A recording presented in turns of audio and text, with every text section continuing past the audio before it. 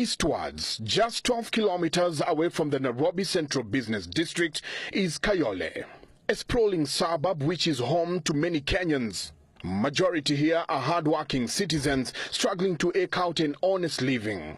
But its densely populated nature and the limited reach of security officers makes Kayole a magnet to criminals. And the crime industry here is diverse. It ranges from the expected to the shocking. For instance, we got wind that there is a booming but secretive trade in babies going on here. It is tempting to suspect the leak to be a hoax, but we decided to test the market by reaching out to the alleged traders. The plan is to buy a baby of our own. Huyo mrembo mwenye nilikuwa nimekuambia mwenye nilienda kufulia jana amenipigia simu amepanda gari anakuja. Uko hapo tukuje? Uko kazini? Haya sawa nakuja tu saa. Ameniambia hata ako karibu kufika Soweto. Acha nimemngojea. Our contact arranges for a meeting on Tuesday afternoon. We make our way to Soweto in Kayole, and here we meet with our would-be baby trader, an otherwise innocent-looking woman in her mid-30s, and after much negotiations, a deal is struck. Wewe unalipa pesa yangu yote. Ukibeba mali yako kama imekufurahisha ukienda nayo. Kama haijakufurahisha tena, nachukua nauzia mwingine na wewe nikutafutia yako. The sellers insist on a deposit to speed up the process, but we decline, and my supposed wife is assured she will have her customer-specified baby by Friday. But we are told to hurry while stocks last. Hata kama ni hiyo deposit imekuja nitapatikana tu bado atamaliza tu na yeye afanye nini? Abebe mali yake aende.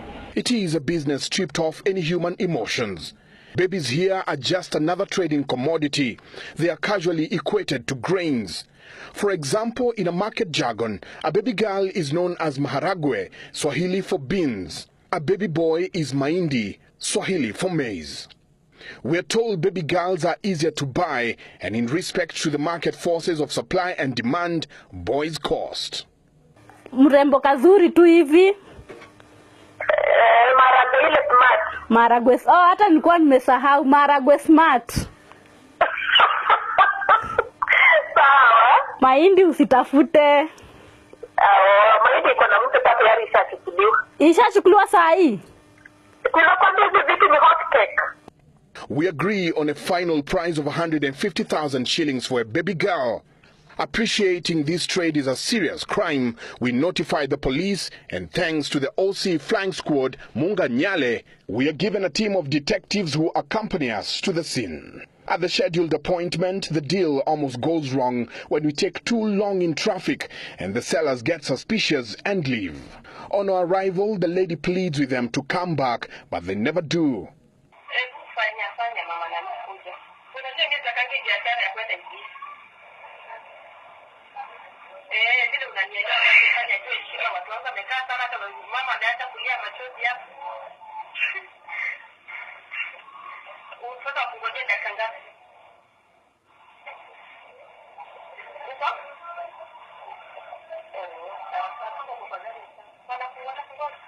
The earlier seller declines to return, but that's a minor setback for our apparently well-connected contact.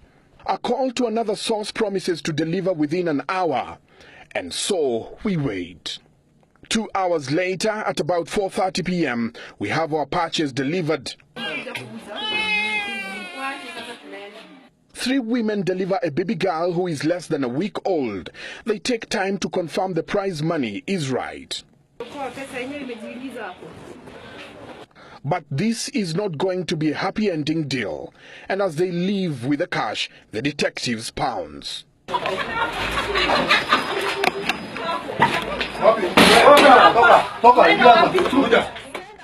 We gather that this woman operates a clinic and a chemist here.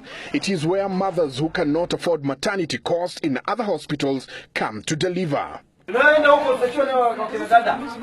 But sources tell us that the women are part of an extensive syndicate that involves other clinics, mainly those neighboring Kayole. For instance, we gather this particular baby was stolen from another mother in Huruma area. Police are calling on any person who might have lost a child on Tuesday within Huruma to report at the flying squad offices in Pangani. As expected, the syndicate has many victims. Even before we leave, a young woman in the crowd claims to have lost her child to the traders. The 20-year-old says she delivered her child here in April. She insists she heard her child cry and saw her suckling her fingers, but she later slept, and when she woke up, akaniambia nipush mtoto hata maji huko imejitoboa nikapush. Sasa kupush ndo maji katoka, mtoto akastruggle kutoka. Ndio kutoka wakati nilimtoa akaniambia sijui ati mtoto ametoka amechoka.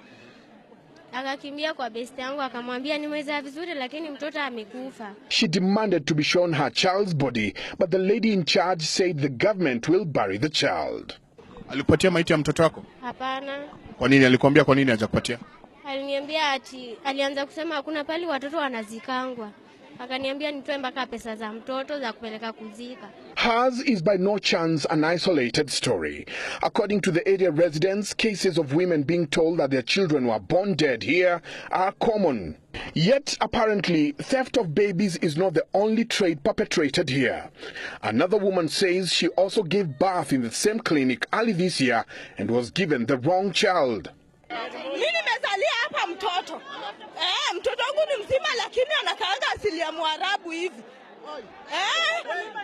Mtoto wangu hata ukimwangalia mwanangu ni Mluya. Kuna semeji yangu alikuja kuzisaidia hapa, akaambiwa mtoto amekufa. Hasa kulingana na ile kitu tumeona leo, tuko na doubt labda saa zingine hakukufa. Juu after that anakuambia mtoto ni mdogo sasa muachie. Anajua vile atafanya. While we're still at the scene of crime, the ringleader tries to bribe us not to show their faces on television. Nimewaomba tu nipige magoti chini. Hakuna haja. Hakuna haja. Tuelewe, tuache tumalize tu kesi wenyewe. Wacha tumalize tu kesi wenyewe, si ndio? Lakini mambo ya nini? Just screen, please. Watu wasituone kwa screen Kenya mzima kwa wazazi wetu. We had to fight our way out of the place as the angry residents bayed for the women's blood, almost overpowering the police. The network has its supporting cast. Apparently, the women work hand in hand with this taxi driver, who is always on standby to deliver packages once a customer becomes available. The 6 suspects were arraigned at the Milimani court today and charged before Senior Principal Magistrate Joseph Karanja. They are accused of offering for a female child to another person for adoption. Mtu ambaye anapatikana na hilo kosa anaweza kufungwa kwa miaka 30. Koti pia inaweza sema mtu alipe fine ya shilingi milioni 20. The 6 are remanded at Kilimani Police Station as investigations continues until 17th of July when their case will be mentioned. Michael Njenga, Citizen TV, Kayole, Nairobi.